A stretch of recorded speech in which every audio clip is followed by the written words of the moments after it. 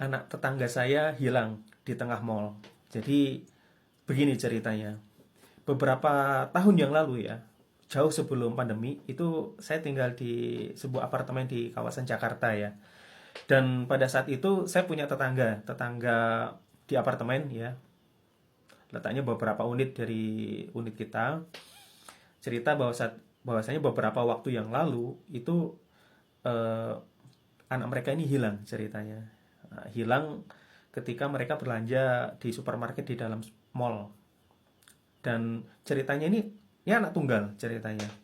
Anak tunggal dan hiperaktif, nggak bisa diem ya.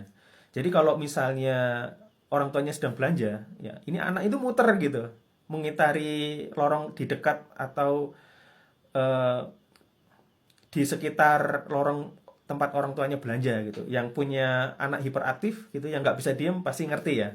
Nah, ya sebelumnya seperti biasa aja gitu kan. Si anak ini biasanya nyamperin setelah muter-muter gitu di lorong. Karena memang hanya sekedar muter saja gitu loh. Nah, pada saat itu di lorong sebelah ini ada dua orang asing gitu ya.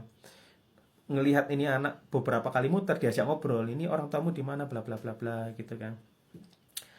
Dan sama kedua orang asing ini ceritanya dibawa keluar gitu ya dengan iming-iming permen atau snack gitu ya, kita lupa. Dan sampai anak tersebut dibawa keluar dari mall ini orang tuanya masih belum sadar gitu loh. Setelah melihat ini kok nggak kelihatan anaknya yang biasanya muter-muter, dah dicarilah di lorong sekitar. Dan karena nggak ada, mulai panik ya, dan menghubungi pihak supermarket, ternyata dibantu masih belum ketemu juga. Akhirnya mereka mencari petugas mall ya, lewat resepsionis juga segala macam, diumumkanlah bahwasanya telah hilang anak dengan ciri-ciri bla bla bla.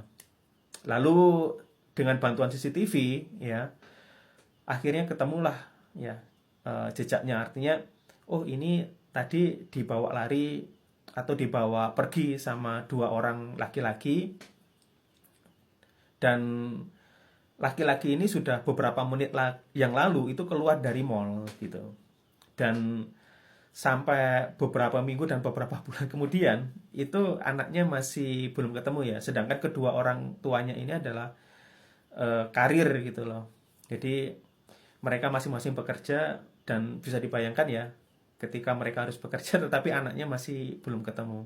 Jadi ini poinnya adalah eh, kalau misalnya punya anak ya, terlebih anak yang hiperaktif, kita harus punya kewaspadaan ekstra gitu, menjaga.